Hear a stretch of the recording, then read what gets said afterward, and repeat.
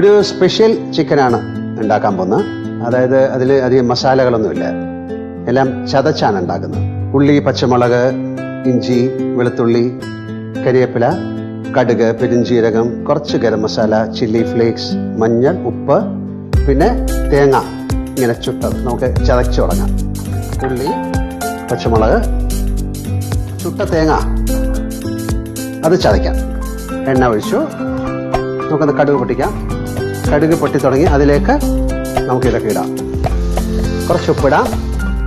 ഇതിലേക്ക് നമുക്ക് കുറച്ച് മഞ്ഞൾ, കുറച്ച് പെരിഞ്ജീരകം, കുറച്ച് കുരുമുളക് പൊടി, കുറച്ച് ഗരം മസാല, ചില്ലി ഫ്ലേക്സ്, ചതച്ച് വെച്ചിരിക്കുന്ന തേങ്ങ ഇടാം.